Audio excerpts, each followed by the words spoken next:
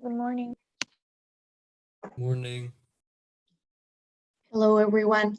So, okay, in today's class, before we see what we're supposed to see today, I just want to clarify some things about yesterday so that you will be able to do the homework. Because I feel that you were a little bit with a lot of questions.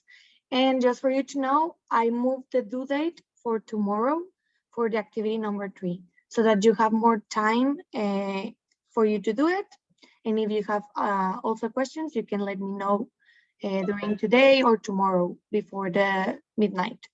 And also the activity that was due to Friday, I will be moving it to Sunday so that you can also have time, so that you don't have a lot of activities real consecutive. Okay, so I'm going to start the presentation. Just give me a second.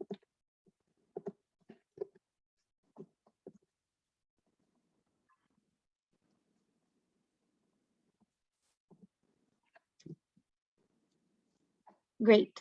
So we will start talking also about international service regulations, but we're going to reinforce what we saw yesterday in order for you to continue with a little bit more of information about what regulations in services are. So, okay, as we mentioned yesterday, the challenge of services is the classification. So it's hard to measure because it's intangible and it's hard to have data on that, or it's not a harmonized system as, for example, for the products. So it gets more different and a little bit maybe confused at first, but I'm telling you, I think this will be easier than when searching about classifications of products. So just for you to remind, a quick reminder, so there's the CPC, which is the classification system for services that the World Trade Organization made. This classification system will not be the only classification system that you will be able to see in internet. But as we have been mentioning yesterday, the World Trade Organization is the organization that is making more things about services right now. And it's the one that involves all the countries that it's a member of the World Trade Organization. So it's this classification system will be more adapted to all that countries, and all that countries are more compromised to it, but you will be able to see other classification systems. So this classification system was made in the 90s in order to trying to classify a little bit about how would you classify your activity if you're a service company. So other types of classification system that you will be able to find in the web will be this list, which, if you remember, I shared in the first class.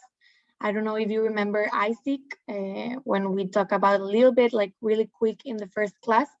So when we ask for classification system, it will be the one of the World Trade Organization, CPC, and also there will be this classification system, which may be the number for an activity or a subsector in WTO will be different in ISIC or in AIX or in other classification systems. Just for you to have an idea for this, there are national classification systems. So if you want to export a service and you want to be sure which is the code for national India for an activity, you can go there and you will be able to see that is not the same number of the sector that you saw in the WTO. So that's why you have to know that might be some differences. Why? Because at the end of the day, sometimes nations apply their own classification system, even though that they also have the one of the WTO, which will be the more the international one, and maybe the most, the one that you are going to be using the most, okay? So talking about statistics, there's a thing called TISMOS that was said in the report that you read yesterday. So TISMOS, if you think about it, when talking about a product, it will be easy to have like a statistical approach. Why? Because in the pediment, it says everything about it. And you have like the classification, and you will be able to extract like how much money is spent on that in terms of export, in terms of import, how much money does that product represents in an international trade or in a country or whatever. So here in services, it's more tricky. Why? But because how are you going to track that kind of statistics if there's no pediment like at all? So what TISMOS, which is like a mode of statistics supply of the GATS, they figured out that they take two things into consideration of a country, which are going to be the balance of payments and foreign affiliate statistics. For balance of payments, it will include the export mode number 1, number 2, and number 4. And for foreign affiliate statistics, they will take from the foreign affiliate statistics, the number 3, which is commercial presence. So there will be a combination of, in the balance of payment, they will go there and find out specific how much that they spend on certain cross-border or on certain movement of natural persons or in foreign affiliates in commercial presence. So that's the way that they extract information from the countries. So how do they make this kind of configuration? They have a simplified approach, which this will mean that, okay, sometimes we have been seeing that a company might have different types of activities during all the supply chain. So what they're doing here is that they're going to take the one that is more significant and most relevant for the company.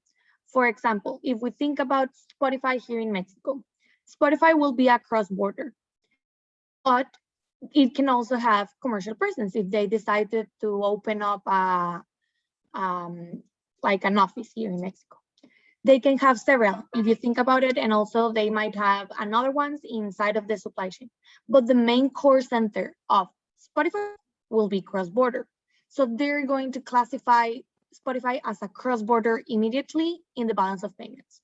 I don't know if I get myself clear in this, but it's somehow a way to just summarize it in one of them, in one of the activity that will be the most relevant one. Because if not, you will have like a lot of Spotify's in the balance of payment and it will not be like concrete. So where you can find this information, you can find the information in the BATIS, which is the World Trade Organization on OECD Balanced Trading Services database, in digital trade, or you can find out another, I don't know, maybe Statista has some information about trading of services, etc. But this is some of my suggestions, okay? So coming back to the activity that will be due date tomorrow. For the first step, you will have to take one of the activities that you put forth an example in activity 1.2. So I will be doing a quick example right now so that you can get a little bit of the idea of what I'm expecting. So you will take that activity. Then that activity you will be searching it in the CPC, which is the document that I shared with you yesterday, which there's the sectors and subsectors of each activity. You will going to find out what's the CPC for that activity. And also what you are going to do is that you are going to go to another classification system, which might be ISIC or any of those lists that I'm showing you in here. You will go there and you will search for the same activity, and be careful in here, the same activity, because as I mentioned just a few moments ago, the code will be different. And that's the thing about different classification systems. So you will have to find out the activity and what's the representation code in that classification system. So that's what you are going to be doing. Then you are going to be searching for statistics using that, I don't know, in the case of if you want to use the CPC to search a statistic, which I will recommend that, you will have to start searching about statistics. Where are you going to find out the statistics?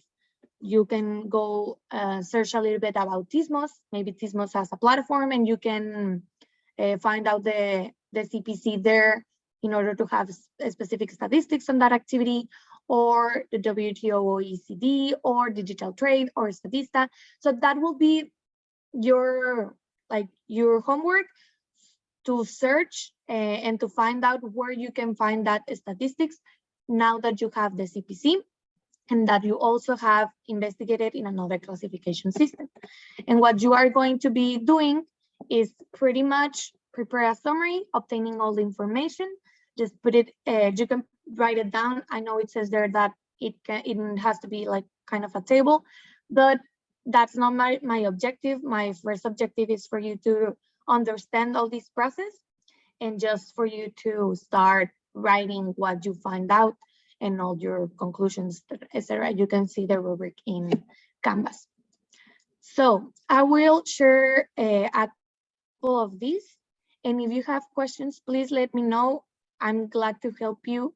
And the most important thing right now is for you to understand the concepts so that you can apply them later on in your challenge.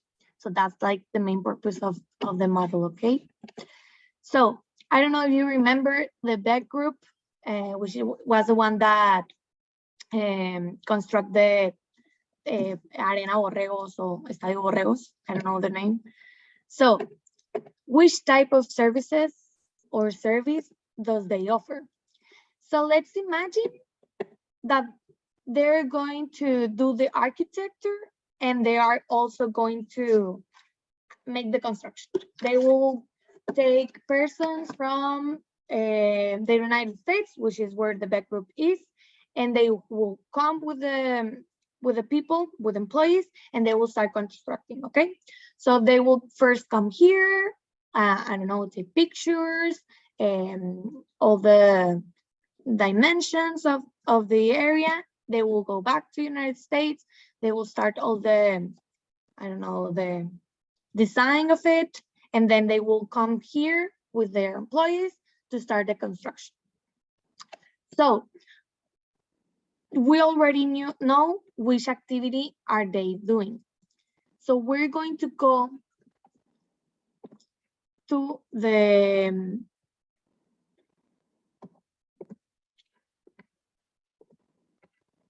okay, so we're going to go to the list that we saw yesterday, and we are going to start searching in which sector and subsector will be applying, okay?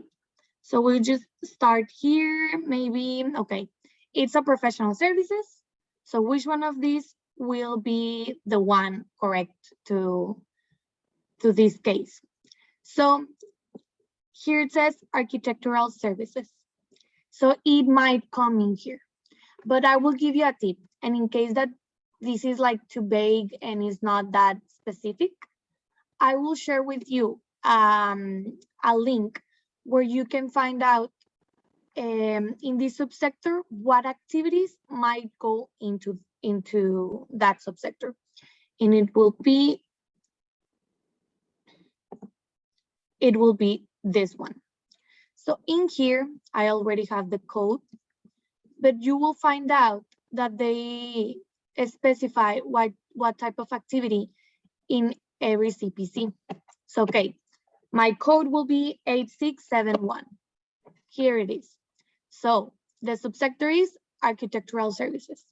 And they start here putting the specification and the description of the activities that can go inside of architectural services.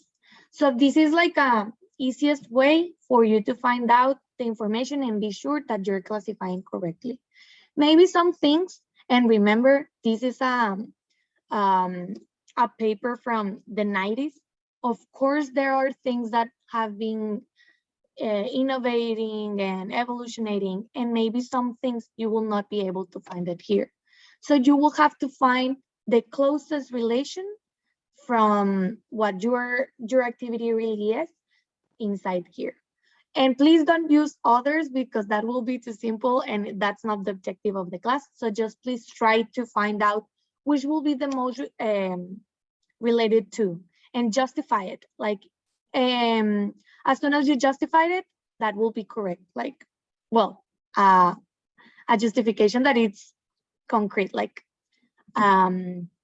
so here we'll start seeing here. Advisory and pre-design architectural services. It might be that if they only come here to like see the dimensions and just design. But as I mentioned, it will not be the case because some people are going to be traveling here in order to have the construction done. So architectural design services, contract administration services, combined architectural design and contract administration services. So these will be the one that will be more related to the activity that the Beachbrook company is trying to do here in Monterrey. And here you have like the description just for you to know that. So this will be the first step. You already know just for us to come back here to the presentation. So we have been choosing the activity that is that they're going to be the design and also kind of at the construction. Then we have already gone into CPC to find out the code. And what will be next is for you to search that activity, architectural activity. You can put that into ISIC or another of the classification systems. You will find out what information is in ISIC, for example, of that activity, and then you're going to search also for statistics. So I don't know if it's more clear, or please, if you have any questions, you can let me know. I don't know, before we're moving on to something like to start putting more information in international trade, you can, yes, Paulina? I have a question. Yes. So in Canva, it says 2 activities. Do we stick with 1 or 2? Which 2 activities? I mean, it says to select 2 activities of the company, of the industry. Okay, no, if it says 2 activities, please go with 2 activities. Okay. Yes. Andres? Where can we find the document with the subsections that you just showed us? Okay, the one that says the description, or the one that it's like the general one? And with descriptions. Okay, so that one I will be uploading it after the class. You will be able to have it there. Okay, great. And could you show us some examples of statistics just to like have an idea of what type of information should we include? So right now, what I'm trying for you to do is just like search and like let you know what you can find out there. So it will, like, don't worry about it. The idea of this is for you to start like investigating a little bit. And because of that, we have to cover other things in class. It might be difficult for me to put you like that exercise, but it will be quick. Like just search for TISMOS or just search for the OECD, and you might find information there. It's not rocket science. It's not something like really specific. What we're trying to do here is just for you to start moving like all the papers and trying to search for things. So I will not be that strict on that. Don't worry. And if you still have questions, like try to just first search for it. And if tomorrow you still have like, hey, Miss, I didn't find anything, I will take some time in the class to search for that, okay? Nancy? Yes, so yesterday I started the activity, and I find a page of the United Nations that has the CPC, but it's different from the document that you showed us. Okay. So would you recommend us using that one? Or okay. Yes, so it will be different, maybe because the version that you have seen is the one of 2015. And in 2015, they changed the codes, the CPC. But we're going to start seeing why is it important for us to have the version of the 90s is because the commitments that the countries are like listening is in relation with the one of the 90s. And I'm going to show you in just a bit that information and what they're trying right now in the negotiation in the WTO is to emerge everything to that new paper that you find out. So for terms of the class and just for you to have like simplify everything, that it's better for you to use the CPC from the 90s, okay? All right. Thank you, Nancy. Cristina? Yes, good morning, Miss. I was just wondering if it has to be the same company as of the last activity because I use Tec de Monterrey, so I think it's gonna be hard maybe. I haven't seen the document, but I was wondering if I could change it, perhaps. Okay, so don't worry. I mean, I believe that you can find information about Tec de Monterrey and the services that they offer there. But if you feel Okay. really like if you have a big struggle on that, change the company. I mean, the objective of this is for you to just start understanding the things. And I'm not trying to make it harder for you. So try it. That will be my advice. Yes. If you Okay. don't find any information at all, you can change it, okay? Okay, thank you. You're welcome. Paulina? Yes, just a last comment. Yes, You don't have to do 2 activities. I misread. So everyone just do one. Don't Okay. work double. Okay, perfect. So one activity and it will be the steps that we just saw here during class. So I repeat, if you have any question, please contact me. Maybe here in class we have a little bit like a short time lapse because we have to start covering what is for today. But if you really are having a bad time, we can arrange a meeting. I'm able to help you as much as I can, okay? So just let me know. Thank you. And we're Thank going you. to, so it might start like we're going to be adding more information. So that's why I wanted for you to have like really clear of what we saw yesterday and the objective of the activity for tomorrow, okay? So who regulates interaction between countries? Okay, the WTO is the organization that is giving the most important to. For services, as we have been mentioning, is GATS, which was created in 1995 in the Ronda of Uruguay. And it took them a long time for them to just like be an organization. And something that is important, and as I was mentioning to Nancy and to all the group, is that it might change. Like what we are going to be covering right now, I'm sure that it will change in maybe 3 years. Why?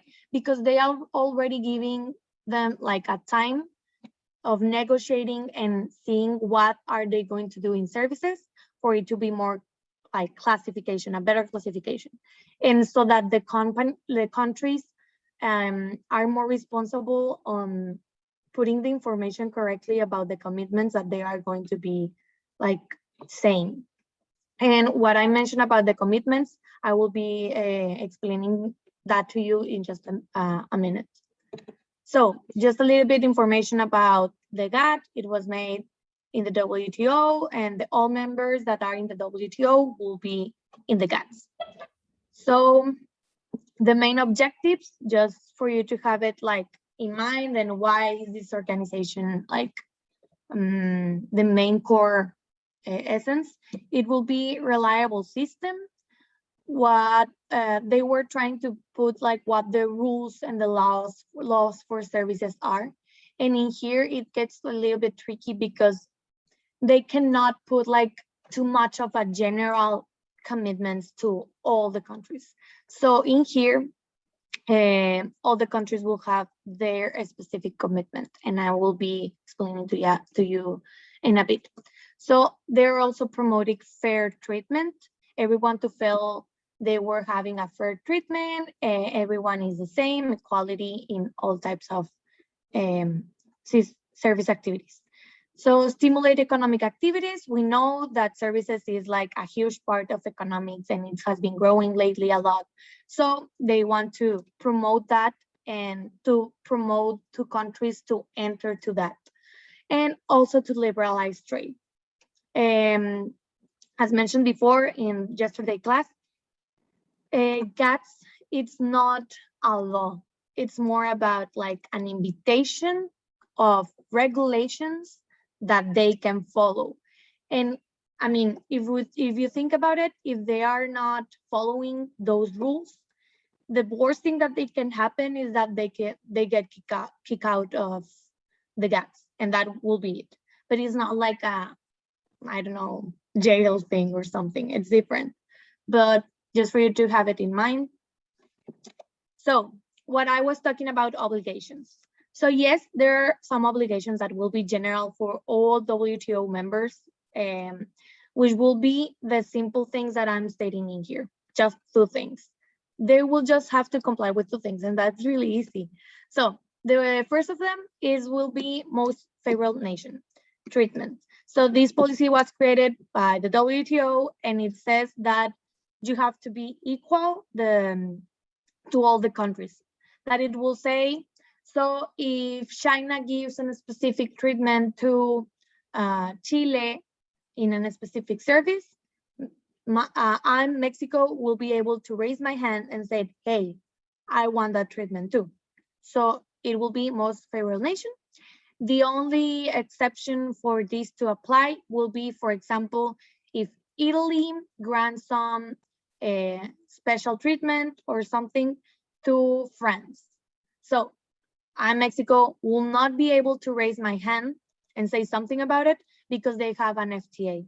So if they have an FTA and they like say that the special treatment was because of what was a statement in the FTA, you will not be having a problem. It's the same that it applies to products as you have been seeing in the career. So if you think about it, the WTO is the one that knows about all the FTAs. So they will be knowing if there's an FTA involved in a special treatment or not. So they have a really good track on that. The other thing is that they have to be transparency. They have to provide and share all the information of their nation in terms of economic activity in services. So if in one case and in one time, someone says like, hey, I think that China is having dumping in my country in this service. So the GATS will go with China and tell, hey, please give me all the information that you have, all the statistics, all the like the information about that activity, so that I can be able to track if it is like that, like if that's a problem or not. So they are not able to not share the information. They have to share it. So that's the 2 obligations that they have like by heart, and that's not optional.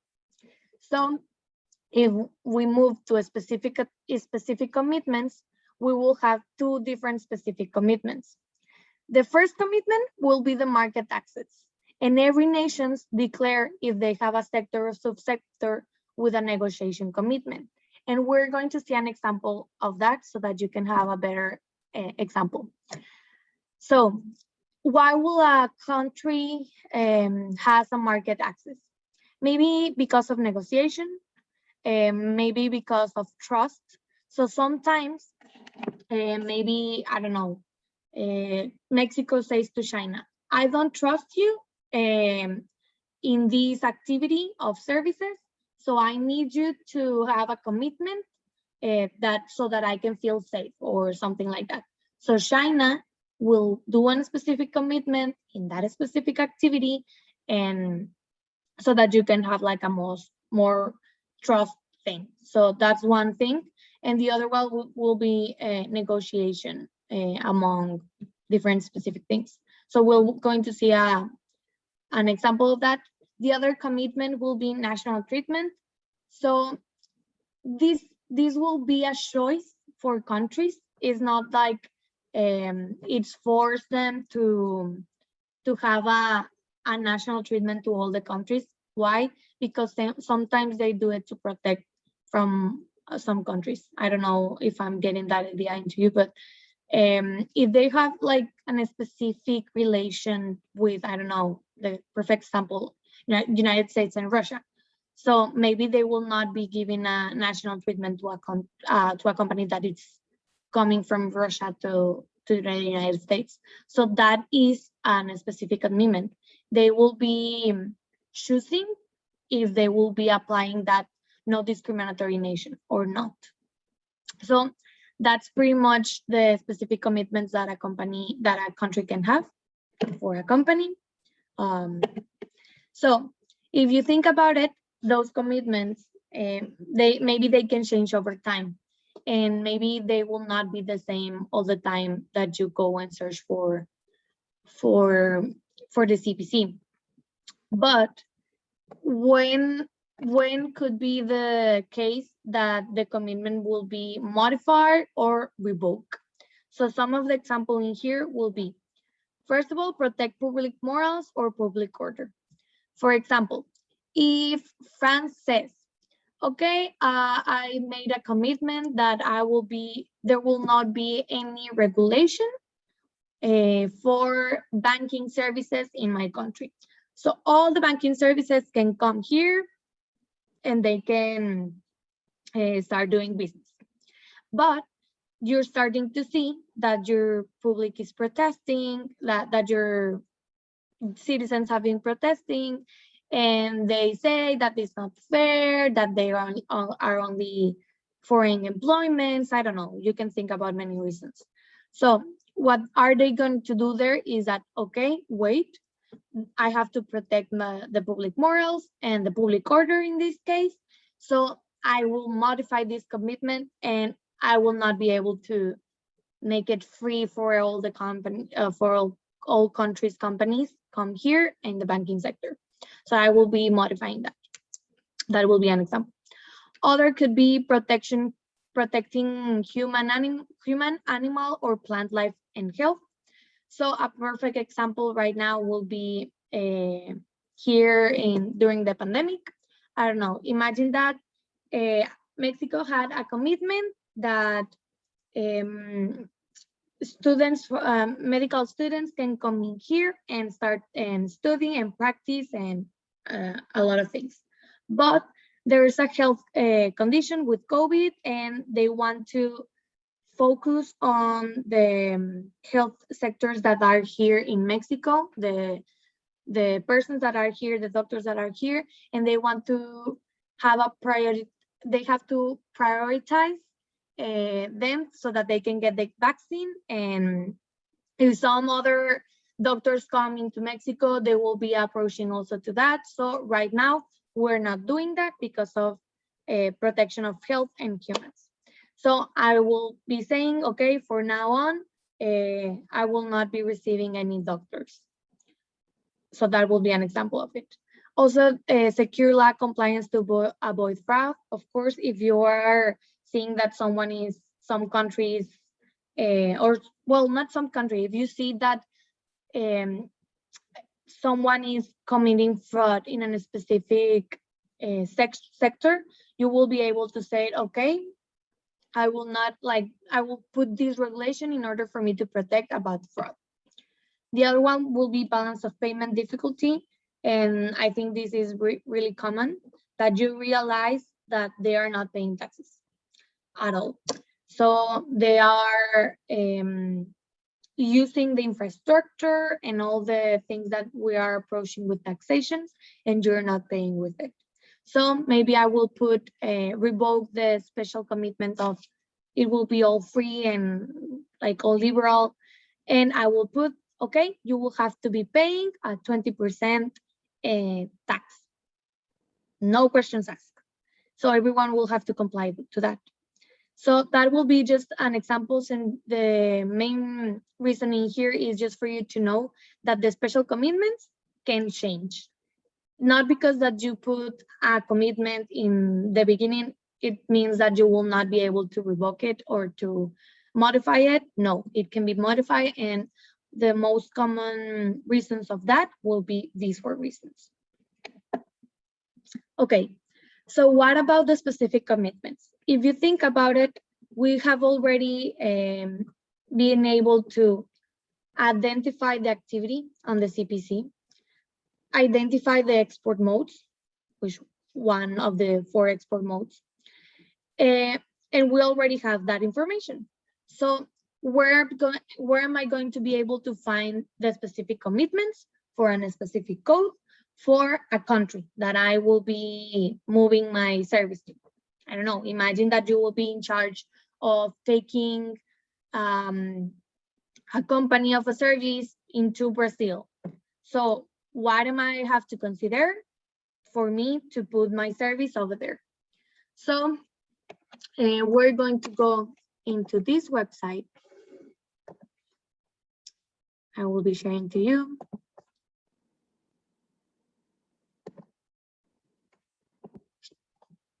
Okay, so it will be this website.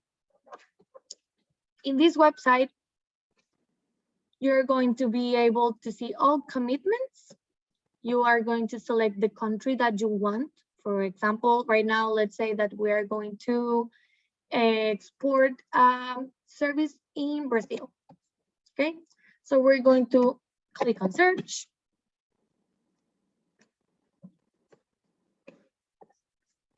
Okay, so in here, you're going to see all the commitments, the documents of the commitments that the country has been applying and saying. So if you see here, the first commitment, it's in 1994, and the last commitment is 2016. And there's just a few addings, like it will be a supplement, like it will be a revision for the first one that they just signed. So any modifications or revisions or additional information about the one that they put at first. So if you see here the years, the most recent one is 2016. And if you think about it, I mean, in my opinion, there's a lot of new things going on, and maybe the countries must put more attention into this and to start, like, I don't know, having an organized section. Okay, every year I will be able to put my new revision or my new supplement. So what I was telling to Nancy is that the one that is the general, where you can find the information, it's with the 90s, and most of this information that you will be able to see for all countries will be in the 90s. So if you start searching in the one of 2015, the code will change, and you will not be able to find out which are the commitments to the country because it's not that updated. I mean, in here, maybe for the case of Brazil, 2016, you will be able to use the one in 2015 because maybe the codes over there have already been paired. But in most of the cases, it's sad to tell you, but they have not been changing at all. Like, they still have the ones from the 90s. All the revisions and supplements are from the 90s. So that's why for today's class, for all the class, you will be using the one of the 90s for to search the CPC code of the subsector and sector. And then you are going to come into here. And I suggest that you see like the most recent ones, or you can see the first one. I mean, it will be your criteria for which one you will be searching.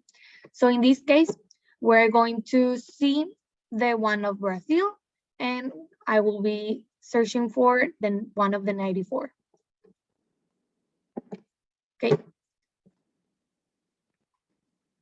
I suggest that you click here on the PDF, because if you click like here, it will download and it's not that cool. Okay, so it's loading.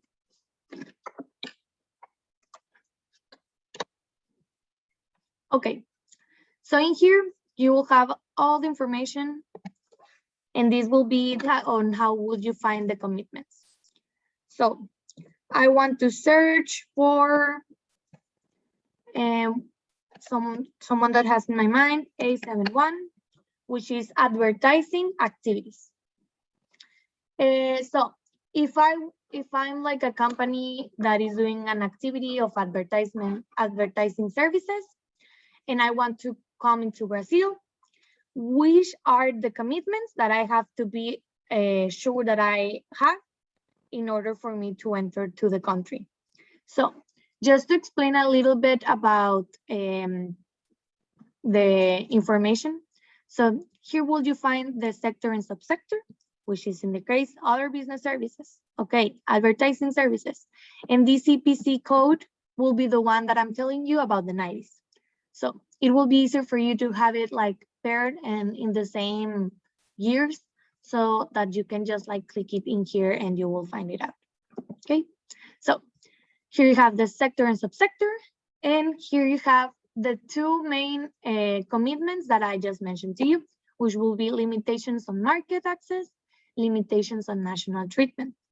Okay, and in here in modes of supply will be the same as export mode. So here we'll be having cross-border, consumption abroad, commercial presence, and movement of natural persons.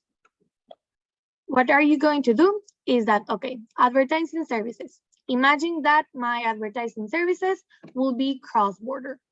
I will be making ads through the platform, an online platform, and what am I supposed to be complying with? So it says here, foreign participation in the production is limited to 1/3 of the footage of advertising films. Larger participation is conditional to use of Brazilian talent and production house.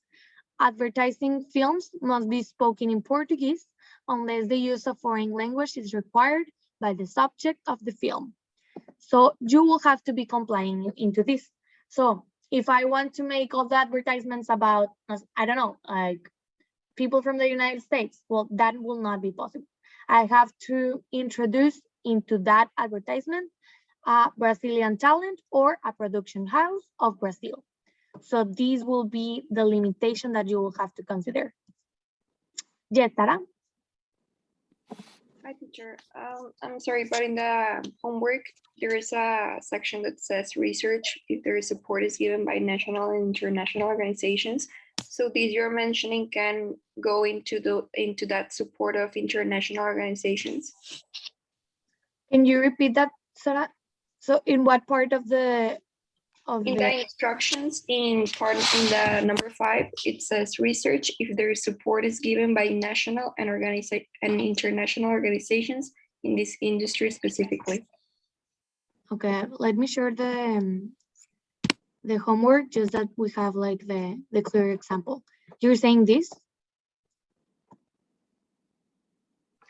But I think you're talking about the challenge homework, not this model's homework. Ah, okay. Yes. Sorry. No, don't worry. It's okay. It's better that you ask questions. Okay, so everything okay, right? Professor, I think it does say like support when you go to the rubric. Now that I'm looking at it, in the rubric it mentions like the student explains if there is support given by national and international organizations in this industry. Yes. So it will be like what you have to do for the homework will be the things that we just reviewed. And if you open that, you will see they're asking for it. Like, okay, you will have to choose activity.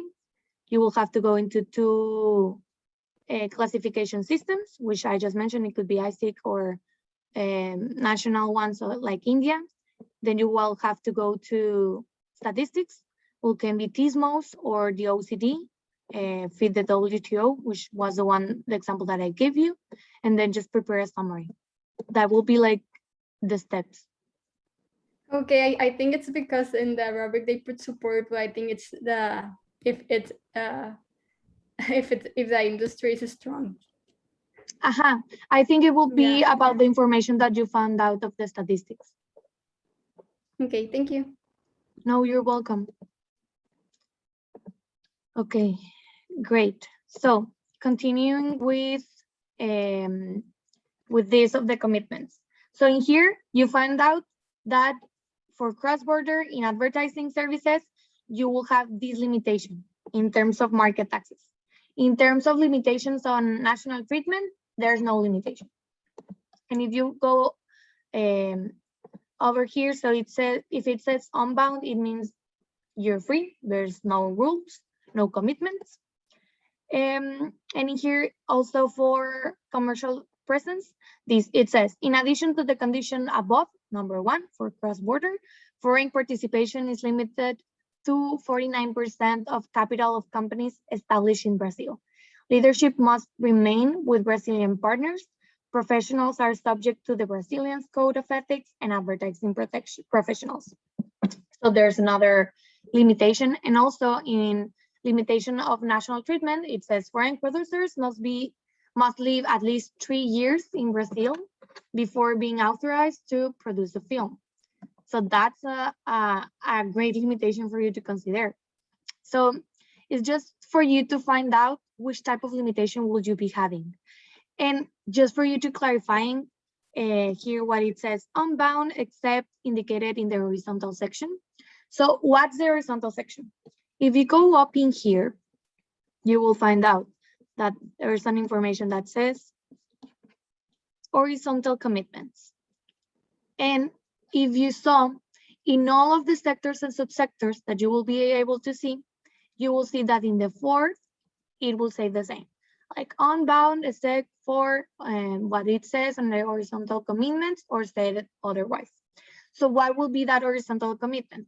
So you will find out here what's the horizontal commitment that Brazil is telling in all the sectors and all the subsectors for presence of movement of natural persons, which is the name that we are being given to that export mode. So imagine that the horizontal, I don't know, the horizontal commitment for movement of natural persons said that all the persons that come into Brazil will have to have a special permit or a type of visa, I don't know, you can name it. So that will be applying to all the sectors and all the subsectors. That's not questionable. But there are some times that you can have like a specific change, which will say unless it's specified that the horizontal commitment is not applying into this. So imagine that for doctors to go into Brazil to have an operations, they say, okay, you will just have, you can have the permit, but also you will have to have the cédula profesional that will allow you to make that operation in Brazil. I don't know, I'm just telling like out of my mind. So it might be the horizontal commitment adding to something else too, or there might be exceptions where the horizontal commitment will not be applying. So that will be the way. It's just easy as that. So what I'm trying to do here is just for you to have it like in steps. So as the same way that I just explained to you on how to do the homework, I wanted to make the same for this. So that you can have like a clear idea and that you can associate it better. So what will be the steps combining into what you will be doing in the homework, but adding the compliance process, which will be the commitments process. So just to clarify and for you to be relaxed, this will not be in the homework. As I just mentioned, this is just like adding some other things to that process of commitments. But these steps will not be in the homework, just the steps that we just saw before. Okay, so just to put it in the steps. So first step will be define your core service sector industry. We all know that all companies might have different activities. But when you are going to have the regulations, maybe you will start with the core one, like the most important one. For example, when I said Spotify, okay, if I have the example of Spotify, my main core activity and services will be cross-border. So I will go first to find out what commitments are going to be, for example, in Brazil for cross-border for streaming. So that will be the first thing. Also, just for you to clarify on that, we will have several activities. And the thing about having several activities is that you will have to comply with all of the activities in the supply chain that you have, like in order to have a company in another country. So just for you to have a mind on that. But I suggest that you will always come first with the essential activity of the company, and then just you go with the other sections that it might have. So when you find out that, and you know, and by heart you know that which activities, you will have to go to the WTO sector classification to find out what's your industry, your sector, and subsector. So you will have to go just for, so you will have to go to this service sectoral classification list. You will have to find out which classification. And if you're not sure that it's a, like, if that it will be, for example, I don't know, in some case, a legal services, you can go to the other link that I just showed you, where it says the description of all the options that can enter over there. Also, remember that some things might not enter there and might not be that clear, but it's just in order for you to think a little bit about it, and I'm sure you're going to find out the best relation. Okay, so coming back to the presentation. Now that you have find out the activity, you will find out the classification and the CPC. Then you will have to identify which type of export mode or service mode of supply, as you can also find it, just for you to categorize it. Okay, when you have that, you will choose a country where it will be involved, that activity, just for you to have it. Okay, it will be Brazil in this case. And the step 4 is to identify, going to the platform of the WTO and to identify what regulations and commitments are going to have in that specific sector, on that code, and in that specific country. Okay, so I'm going to give you an example of this so that you can have a more like clarified thing, and it will be a real case that we've got last year. Okay, so moving on, just a quick reminder before we go into the case. Remember yesterday that I just told you that maybe there are not going to be a lot of commitments and regulations for a service, and that's an area of opportunity that of course all countries have to have. And in my opinion, they have to give more importance to services, and they have to be more committed to that. And that's what they are trying to do, and that's what negotiations are right now in the WTO, in the GATS. But it will take time for us to get to there. So just a quick reminder, there's other things and other regulations when selling a service in a country. Some of the examples that we covered yesterday might be international trade law, will be tariff or not tariff barriers, taxes that you have to be paying, for example, sales taxes, corporate taxes, estate taxes, property tax, income, etc. There's also a lot of information about foreign direct investment that you will have to find out aside from when you're looking for a specific commitment in a country. So all the countries will have like a specific law for foreign direct investment. You will have to find out that too when talking about commercial persons, of course. So also you will have to find out the intellectual property laws, and might have to, like, of course you will have to register your company or your trademark or your copyright or your patent or anything. You will have to to do it also in that country. Why? Because not because I have it in Mexico, it means that I will already have it in Brazil. Maybe I have to do it in Mexico and in Brazil. That will be the way, of course. So you will have to comply with that too. Also, you can have a lot of another business law, I don't know, employment, immigration, contracts, antitrust laws, etc. So this is just information for you to have it in mind, that it will not be on the only thing like, okay, I will go to the World Trade Organization, I will put a country, I see that there is no commitment, let's go. Like, I don't have any other responsibilities over there. No, still all companies have different responsibilities. It will be depending on which services are you offering to, but just for you to find it, to have it in your mind. Okay, so if you think about an example, and I'm trying to like find out an example that it may be challenging because it's pretty much new, and it has had during the pandemic like a lot, like growing a lot, and it's a good company, it's a good industry. So I found out that maybe it will be interesting for us to start a case in streaming companies. If you think about it, there's a bunch of it. So here I just giving you some of the examples. It might be Netflix, HBO Max, Hulu, Prime Video, Blim here in Mexico, Paramount Plus. So we have a lot of them. And I think that there's a great challenging in streaming companies because they have to find out a lot of other regulations that they have to follow and a lot of compliance things so that they can enter into a country. And it's difficult, and maybe we sometimes don't think about it, but it's not easy for them to come into our country. So maybe right now we're saying like, hey, why we don't have Hulu? I want Hulu here.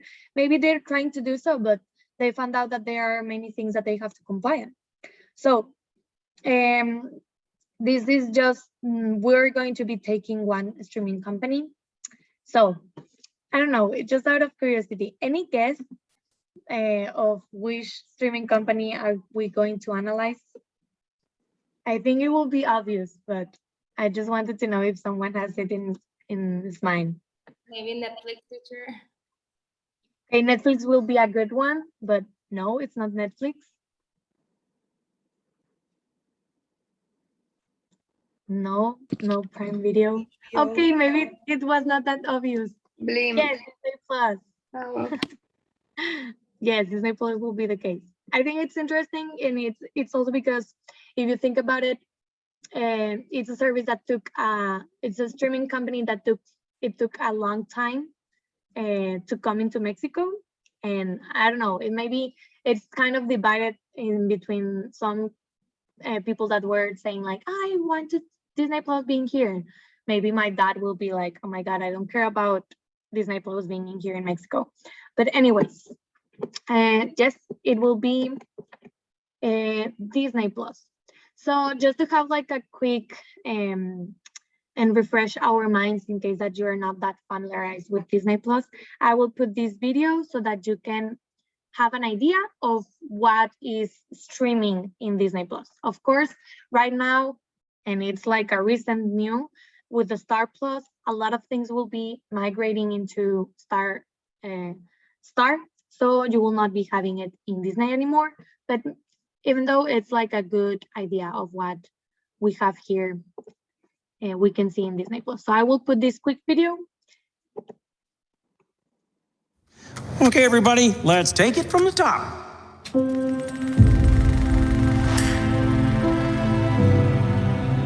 Something's happening. Something extraordinary.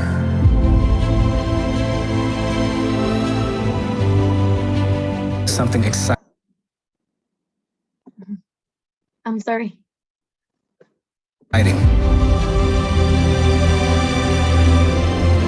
Something authentic and true. Everything changes now. And snap. What's next? The future. That's our specialty. Woohoo!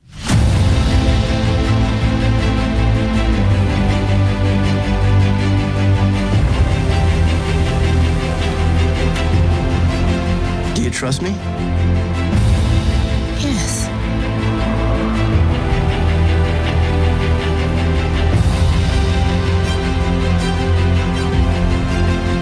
May the force be with us.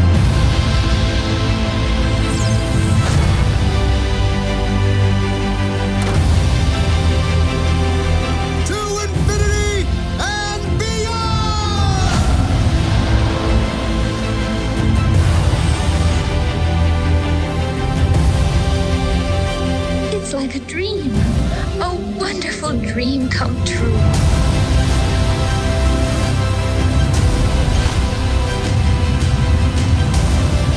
You have something very rare.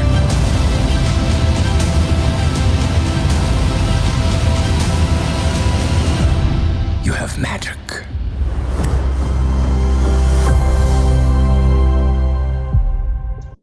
Okay, great. So it gives me chills seeing that video. I want to see Disney Plus right now. So maybe that's the magic of Disney.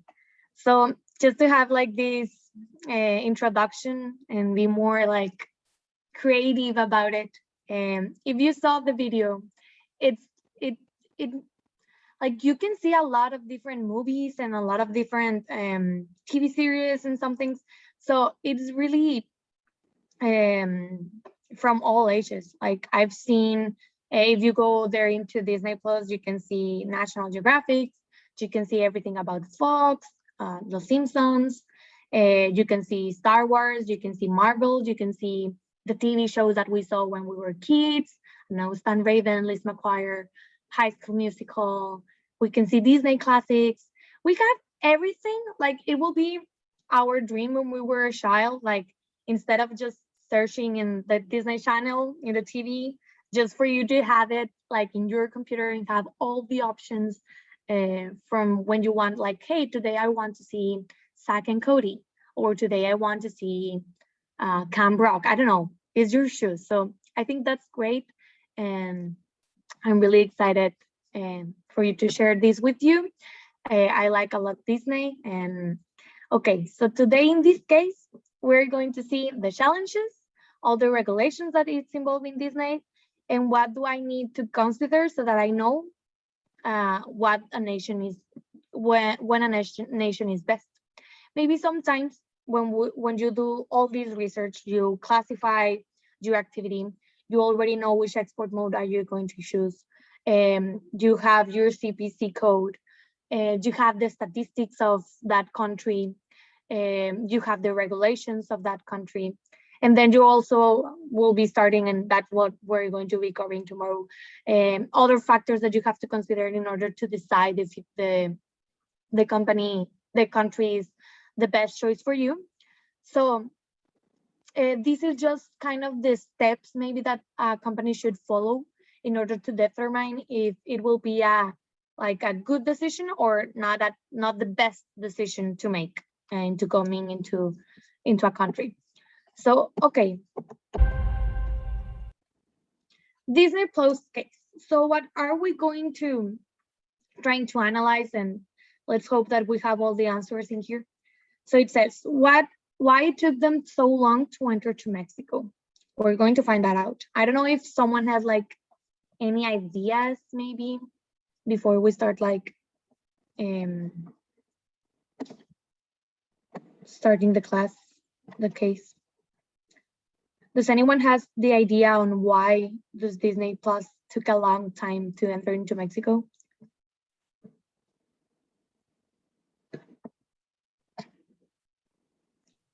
Probably like copyright issues, that they didn't have the rights to the movies and series that they wanted to have on the service in Mexico or Latin America at that specific time. Yes, of course, that will be like one of the best examples of it. Thank you, Andres. Yes, and we're going to cover a little bit more in just a bit. I will start showing you some of the information, but thank you. Also, we're going to find out what complexities do you visualize in moving into Mexico? Like, do I have to think on going above? What types of regulations should I comply on? Are there a lot of commitments or not? Should they do things different in Mexico than in previous markets? Should they adapt to something? Should some tropicalizations have to be set in mind? So that's what we're going to be covering, okay? So the first thing will be, okay, step 1, identify the sector and subsector of Disney Plus. We know that Disney Plus will be a streaming platform. And if we think about it, going to the 90s, there was no streaming platform. The best that we can have, and maybe, I don't know, I think that it didn't exist. Disney Channel, like there was no Disney Channel in the 90s, like 90s, early 90s. So what will be the challenge in here? So we already know that the main activity of Disney Plus, it's a streaming platform. That's not a question of that. The question in here will be how am I going to classify it in the paper of the WTO to find out which is the CPC code. So I'm going to share in here. Okay, in here we will have to start searching for the best relationship that we can find for a streaming platform. So we're going to literally start scrolling down. Why? Because if you put here streaming, we will not have any results. Why? Because of what I've just told you, that there's no streaming platforms. This is an ancient document. Okay, so in here we will start just scrolling down. So business services, professional services. Nope, it's not a professional services. Computer and related services. Nope. Research and development service. That's not apply. Real estate. No. Other business services. There's a telecommunications. Okay. That's a good insight. Let's see telecommunications. Okay. So other business services won't be not that. Telecommunications, maybe you think here, telecommunication services, what Larissa is saying. Okay, so maybe we can come up in something in here, but we will just scroll down a little bit. Audiovisual services. I think this might also apply into streaming platforms. Okay, so constructions and related engineering services. Nope. Distribution services. I don't think so. Franchise, no. Educational services, no. Environments, no. Financial, of course not. Health, no. Tourism, no. Recreational, cultural, sporting services. Sometimes you might think about this.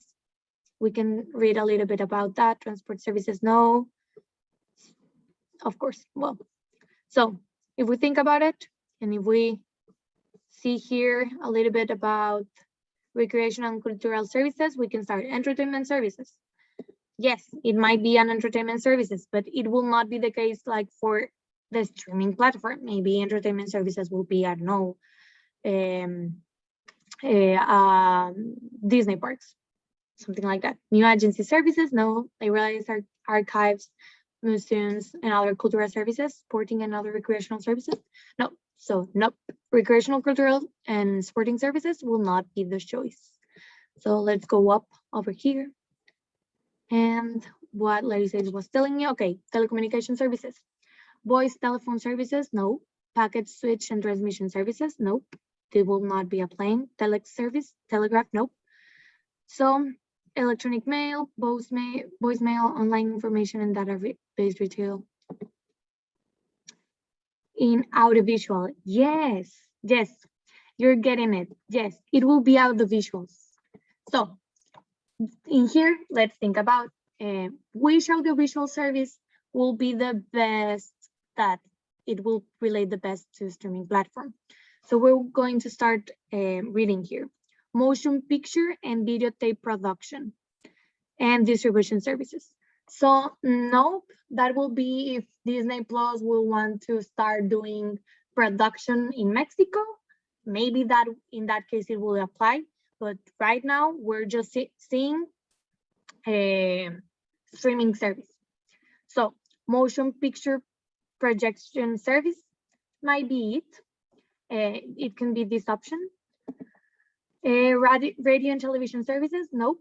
Radio and television transmission services? I think that this one is the one that complies the best. Why? Because if you relate it, I mean, you can always go into others, but for the challenge of this class, please avoid doing others. That will be the easiest way out. And if you see that, there's no code, and that will not apply like homework done. So please trying to relate which one will be the best case scenario for the activities that you are searching. And if you feel like, okay, maybe this will not be it, if you justify it and it's like a good justification, it will be correct, okay? I think it will be in a matter of perception and how you justify why you choose that CPC code. Okay, so for this case of a streaming platform, if you think about radio and television transmission services, in my opinion, and what my perception will be, is that it will be everything that it's a home demand or that it's streamed in your television. So maybe Disney Plus can be streamed in the television, it can be streamed in your phone, in your computer, in several types. So I think this will be the best example. It can also be motion picture projection services. If you choose that, like if this was a homework and you chose motion picture projection service and you justify why you think that it's correct, it will be just fine. So don't worry about it. Like, I'm not that strict on that. The purpose of this is that you just try to find out identify the activity and trying to identify which is the subsector. Okay, so we already have the subsector that will be radio and television transmission services. So radio and television transmission services, 7524. Okay, we will remember that code. Also, if you have any questions and like you are not sure if that is complying, you can also go to the link that I just showed you, where it says all the description of the subsector. So coming back into the presentation, we already have the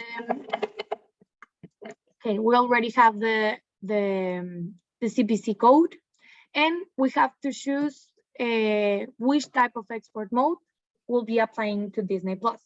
So can anyone tell me which is the one in this case? Cross-border? Yes, thank you, Adriana. It will be cross-border. So we already have it. We have the activity 7524. We have the type of export mode, which is the cross-border. And then which will be the country involved? It will be Mexico. Why? Because Disney Plus wants to come here into Mexico. So you have to identify then the relevant regulations or commitments of the streaming service, which will be the CPC code. The one that we're going to be covering is 7524. But as I just mentioned, if for terms of if it was like a homework and you choose this one too, it might also apply. Okay, but for today, we're going to be searching for 7524. Okay, so we're going to go into the website.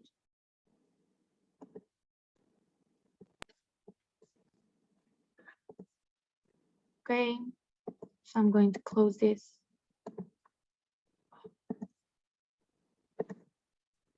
Okay. Here. So I will be searching for Mexico.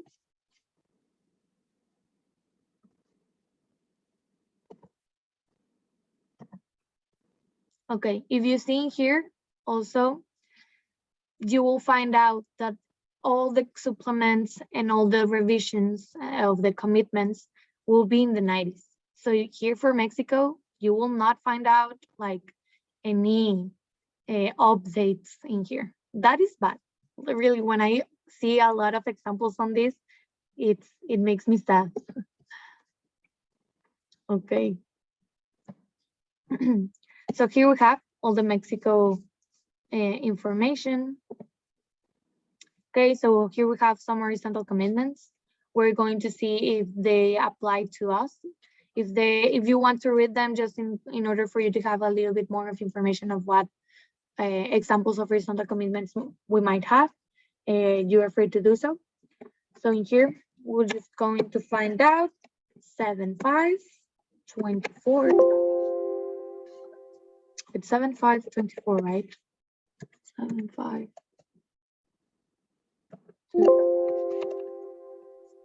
Okay. So let's start searching manually for it. Computer, communication, audiovisual.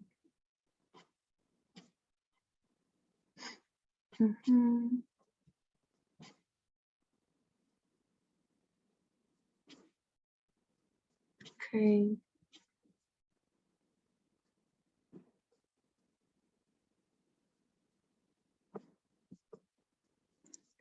I think it was above.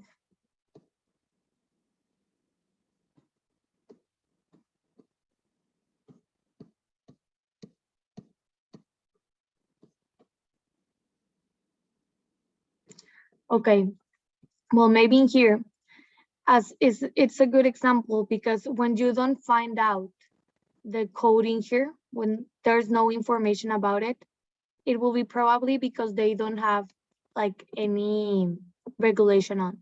I mean, we can try and see the newest, if there's any information, new information.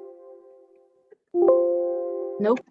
So we don't have information, but we already have the CPC code. But for Mexico, you will not find information about that specific subsector, and that will mean that you will not be having any commitment into. So there's no regulations in terms of these general information. But it doesn't mean, as we are just mentioning, it doesn't mean that you are not going to have any other kind of regulation.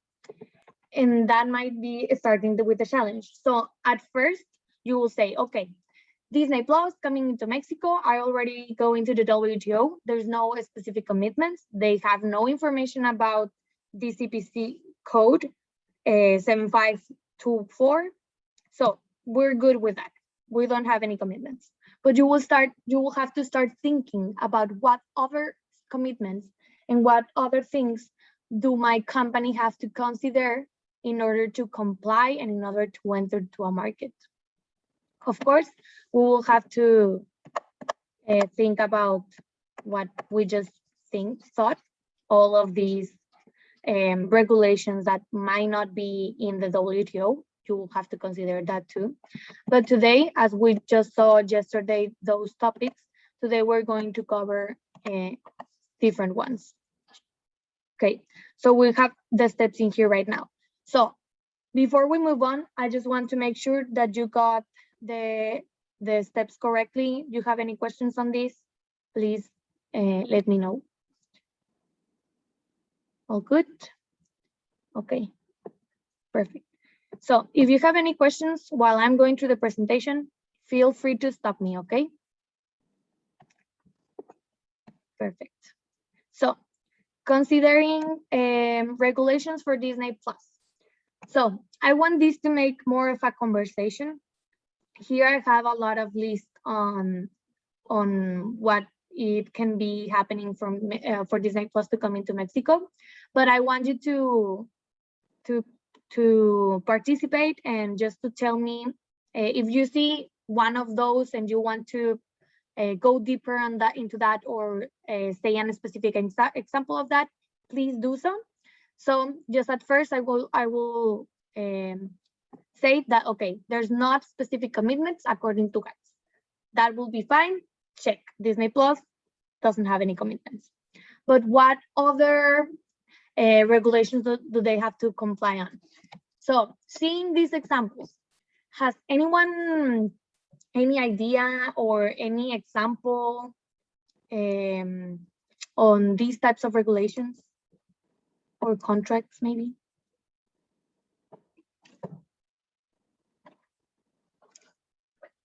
No? Yes, Sarah?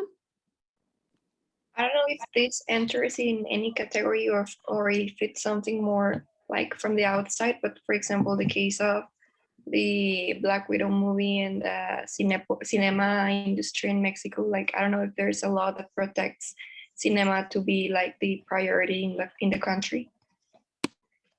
Okay, so you're saying like for example, the case of India for Cinepolis, you're trying to say that like they have to have like some representation of locals? Yes, and also like I don't know, like maybe first the movie has to be on the cinema and then you can put it Okay. on your streaming platform. Okay, so you will have to see, I will think that that will be more about types of contracts because Disney Plus has like these types of agreements. It can be with a movie theater. So they will have to consider that if they have type of in a specific contract. Okay, thank you, Sarah. Andres? No, I was gonna say similar to Sarah's that maybe Disney might be considered that the company owns both the production side of movie making and the distribution, so that might on a legal basis that might be a monopoly. Yes, so that's one of the things that I'm covering here. So maybe they, maybe yes, maybe no. Like, of course, we all know that that was not a restriction for them to come in here to Mexico, but maybe some country, they will say, okay, you have the 49% of the representation of a specific industry, that's a monopoly. You will have to sell some part in here in Mexico so that you will be able to enter. That will be the case and it can happen, of course. Thank you, Andres. Larissa? Yes, I remember that streaming platforms didn't have any taxations. And last year I saw that Netflix announced that. So the price of the monthly like service increased. So that was like a really big change for all streaming platforms. Yes, so that was a regulation that Mexico opposed. So hey, all streaming platforms will having an increment in taxation. So that will be changing from country to country. Maybe some countries doesn't have any specific taxations to streaming platforms, but here in Mexico, is something that you will have to consider, and you will have to consider it inside the marketing price that you establish. Yes, that's a good example. Thank you, Larissa. Linda? Yes, according to the taxation, I remember that I read about that Morena proposed like a 7% like of taxation to like Netflix and our streaming platforms, and also like these companies like need to comply with a national presence in order to that the customer have a place to comply if there's a problem or something. And I remember that this regulation would be in order to the IEPS like law, but I don't know if like they currently implement it. Okay, I haven't heard of that implementation, but it might happen soon. Like, I mean, streaming platforms have been growing a lot lately, so there's no surprise that the government will start to regulate it more and to start adding that kind of examples of additions of regulations that they have to comply. So we'll see. I think that it's kind of like a new business model that will start being adding some of regulations and commitments to. Okay, thank you, Linda. And if you think about it, you will not find that kind of commitments in the WTO, and that's something that maybe you will have to research by hand, like in news or like just going more into it, you know? So that's an area of opportunity for countries to start adding those types of taxations and new regulations that they're adding into the WTO so that it could be more easier for everyone to find out. Okay, perfect. Linda, thank you so much. Jime? I remember, before Disney Plus was established, the problem they had was that they had a lot of licensing contracts with Netflix. So they had to wait until those expired. Even when the platform was launched, you could still see some movies in both. because that contract was still valid. And until recently, they like took all the movies out. And regarding movie ratings, I know Disney sometimes has a lot of trouble, especially with Fox movies, because their platform is designed to be family friendly. But sometimes these movies have like a lot of action, and depending on the country you're on, they want to give them an R rating or something. So they always have to like cut parts of the movie or something, so it remains like family friendly. Yes, of course, you got like a really great example. So what about licensing? And that was what Andres was telling also. Licensing, okay, so if, as he also was saying, at the beginning of when Disney was trying to enter into the Mexican market, they realized that they didn't have like any movies or any content at all that they can offer into the platform. Why? Because they sell it into Netflix. So, okay, you will be able to have Star Wars for 5 years, and you will give me this time kind of money. So they will have to wait until all those licenses to get like to expire, so that they can start immigrating that content into Disney Plus. And as Jime was saying, it took them long, even though like they launched it and they didn't have all the options that we have right now in Disney Plus Mexico.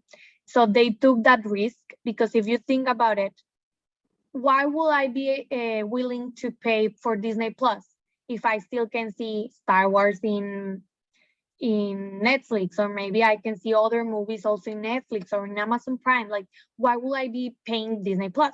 So that transition took a little bit longer than they expected, but right now I think that they're really complete, like it's a complete platform. They have everything over there. And also what will be happening for Star, which is the new streaming platform that they will be having, they will start integrating some stuff of Disney Plus to Star. So they're starting to do the same in between their companies. The difference in here is that there's no licensing in here because they are from the same. So they pretty much decide to which platform they are going to be having the option. Yes, Jime? Oh, I just thought it was like a fun fact if you didn't know, like in the US Netflix has the movies of Spider-Man, even though he's a Marvel character, because Sony has the licensing rights. So you can watch them on Disney Plus. You have to watch them on Netflix, even though Disney has like, or every other Marvel movie, you can watch the Spider-Man movies on there. Oh yes, and that's like that's a huge thing right now doing into Disney. And if you're Disney fans, you have been finding out that in Universal Studios there's like a Marvel section, and then Disney wants to have also a Marvel section, but in Disney Orlando you will not be able to have that. But in California you will be able to do so. Like, it's really a complex thing, and there's a lot of information about it. It's really interesting, and it will give you more like a better idea of how this is going on and how it works about all the things about licensing. I think if you're into that, that's a good example that you can indicate into. So yes, thank you, Jime, for that insight. It's really interesting. And also what Jime was also saying is about movie ratings. If you think about, Disney has a great challenges because they're trying to make their movies and all the things to PG-13 at least. So what they're having problems with is that the movie ratings will be clasificación B15, clasificación C, which is the examples here in Mexico that we're normally seeing in the movie theaters. So these ratings, then the country puts them for the specific content. So, okay, movies from Marvel, I think that it will be R-rated, so 18 above.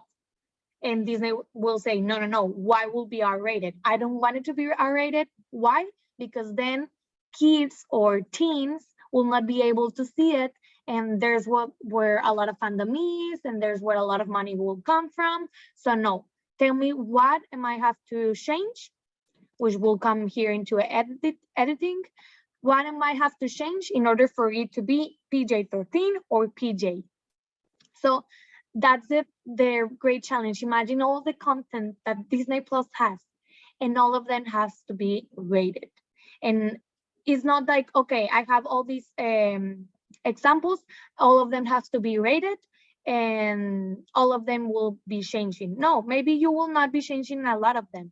Maybe it will just be like a few of them, but you will have to comply with what the country is telling you about ratings. And that's a really important thing because it involves money for them and it involves audience. Will it translate into more money for them to buy and stuff and things.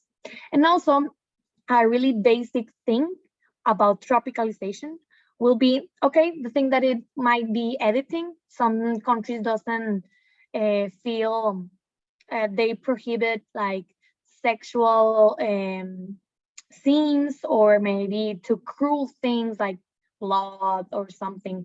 There might be countries that have a restriction on that, and also kind of the tropicalization for the case of Mulan when in China, that they didn't agree on how all the Chinese culture was implemented, and they have to edit some of the parts of the movie in order for entering into that market.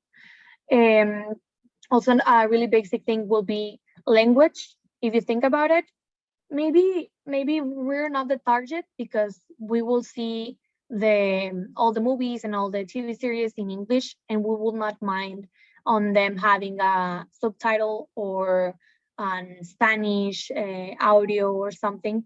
But if you think about it, even though that, okay, it might be, Disney Plus might not be for adults, but it also might be. Like I'm free believer that Disney is for all ages, and everyone can see it. And also we have some information about Fox and some information about National Geographic.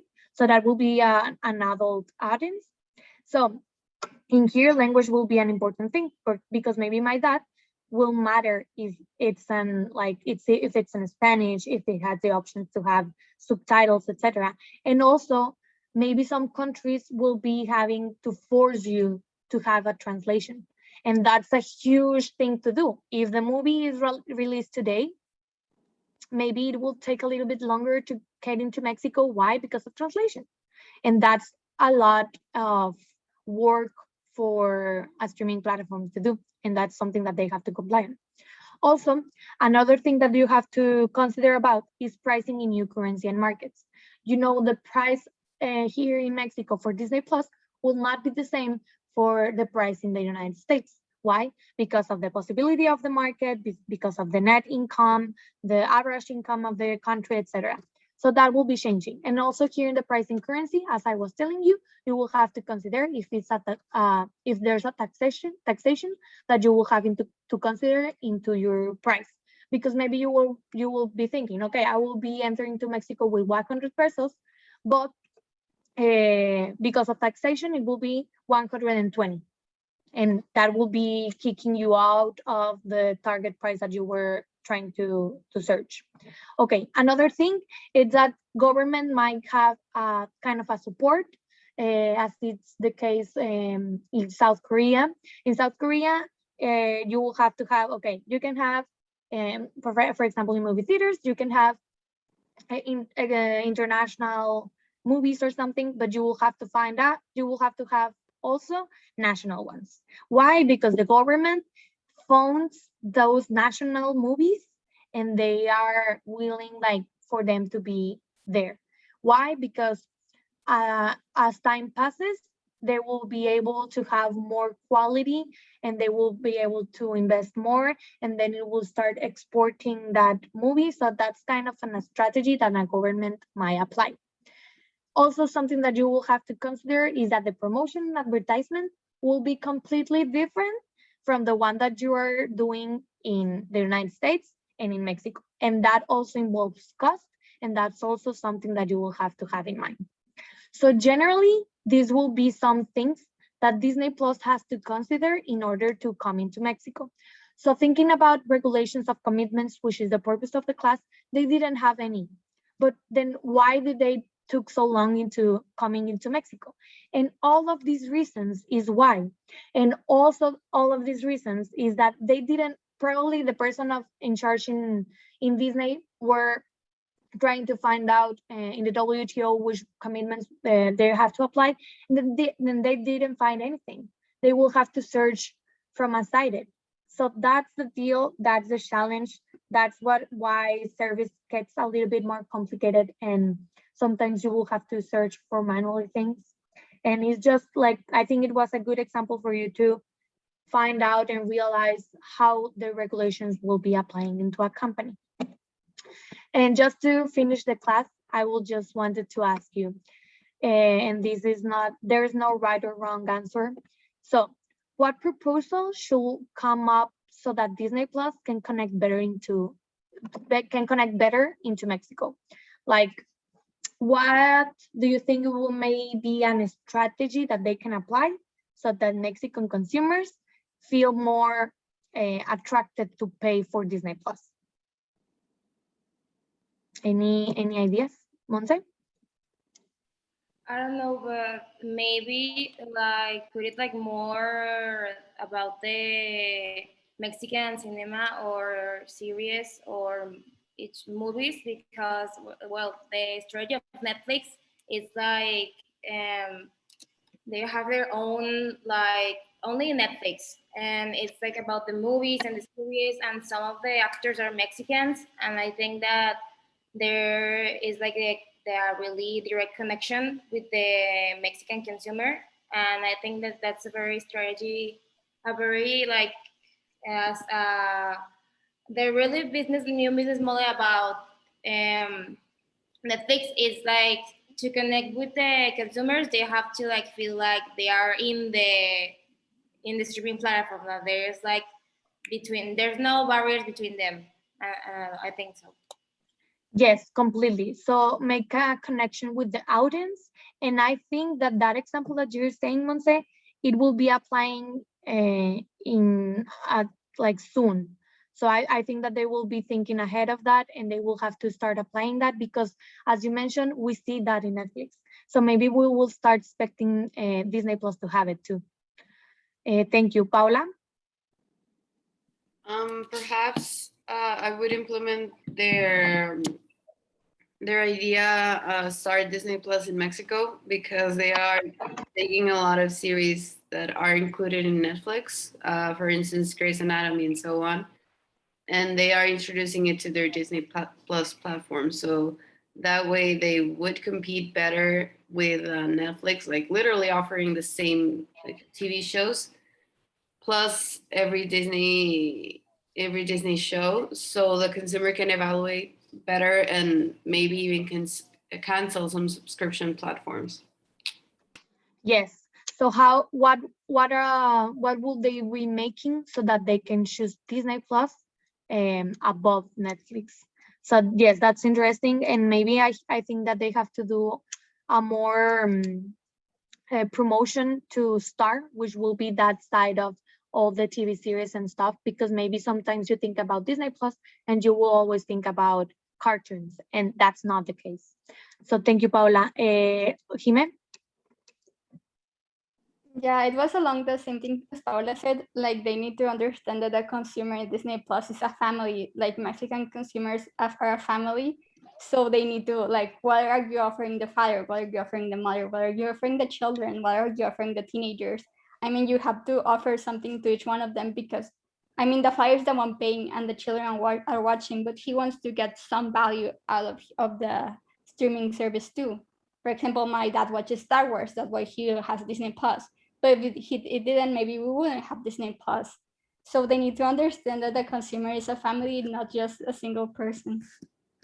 Yes. So that's the best example here in Mexico. We all know that the family is really important, and that they are looking to invest a lot of money when it comes about that. And I think that will be a great challenge that we're about to see with the Star. And let's see what will happen. And just to finish the class, something that comes up into my mind is that maybe in Mexico, there's not a lot of people that has a credit card, and that they can pay like a monthly review for Disney Plus.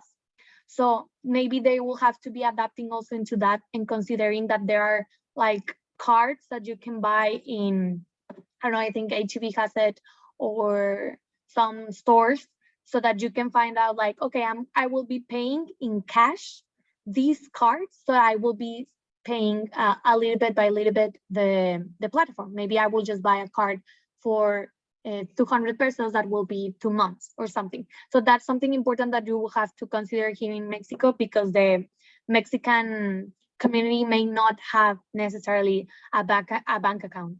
So in order to search for that specific target market, you will have to consider and how you can adapt to them too. So great. Thank you so much for all your participation. I think this was like a hard class and a lot of information coming into your mind, but please feel free if you have any other questions. I know that we're over time right now, but if you have any other questions of the homework or on what we just saw in class, feel free to email me and I'll be glad to help you, okay? I will be uploading yesterday's class and today's class right now so that you can have that as a support for you to doing your homework. And that will be it. I hope you have a nice middle of the week. Thank you. Have a nice day. You Bye. too. Thank you. Thank you.